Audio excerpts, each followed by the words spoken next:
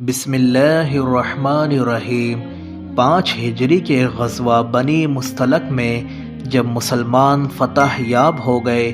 اور حضور اکرم صلی اللہ علیہ وسلم نے اس قبیلے کے سردار کی بیٹی حضرت جویریہ رضی اللہ عنہا سے نکاح فرما لیا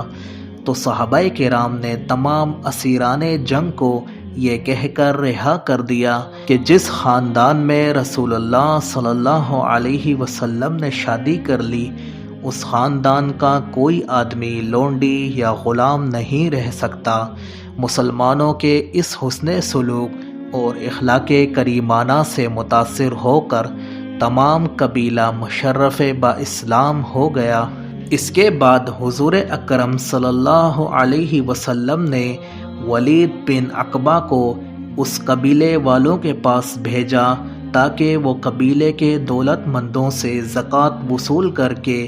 انہی کے فقراء پر تقسیم کر دیں۔ قبیلہ بنی مستلق کے لوگوں کو جب ولید کی اس آمد کا علم ہوا تو وہ عامل اسلام کے استقبال کے لیے خوشی خوشی ہتھیار لے کر بستی سے باہر میدان میں نکلے۔ زمانہ جاہلیت میں اس قبیلے اور ولید میں کچھ ناچاکی رہ چکی تھی، اس لیے پرانی عداوت کی بنا پر استقبال کے لیے اس اہتمام کو ولید نے دوسری نظر سے دیکھا اور سمجھا اور قبیلے والوں سے اصل معاملہ دریافت کیے بغیر ہی مدینہ واپس چلا آیا اور دربار نبوت میں حاضر ہو کر عرض کیا، قبیلہ بنی مستلق کے لوگ تو مرتد ہو گئے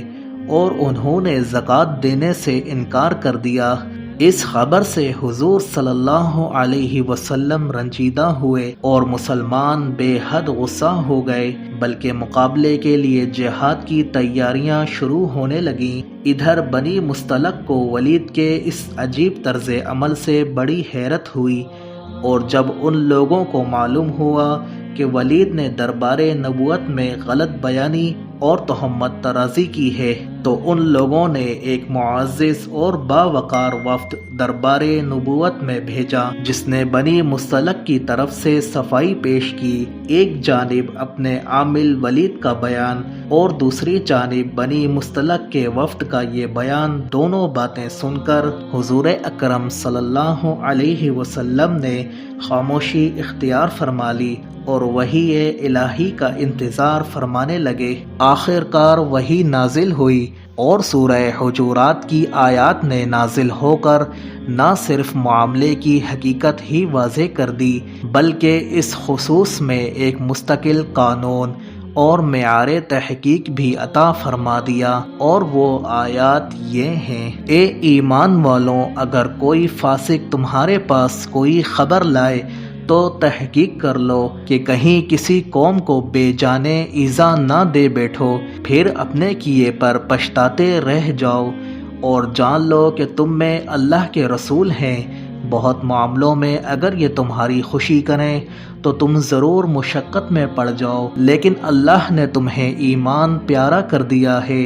اور تمہارے دلوں میں اسے آراستہ کر دیا، اور کفر اور حکم عدولی اور نافرمانی تمہیں ناگوار کر دی۔ ایسے ہی لوگ راہ پر ہیں۔ اللہ کا فضل اور احسان، اور اللہ علم و حکمت والا ہے۔ خبروں کے بیان کرنے میں عام طور پر لوگوں کا یہی مزاج اور طریقہ بن چکا ہے کہ جو خبر بھی ان کے کانوں تک پہنچے اس کو بلا تکلف بیان کر دیا کرتے ہیں، اور حقیقت حال کی تفتیش اور جستجو بالکل نہیں کرتے، خواہ اس خبر سے کسی بے گناہ پر تہمت لگ جائے یا کسی کو نقصان پہنچتا ہو۔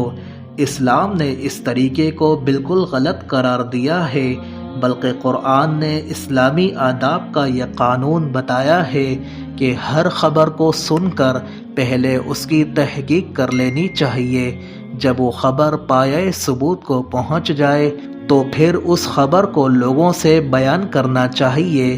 اسی بات کی طرف متوجہ کرنے کے لیے نبی کریم صلی اللہ علیہ وسلم نے یہ تنبیہ فرمائی ہے کہ آدمی کے جھوٹا ہونے کے لیے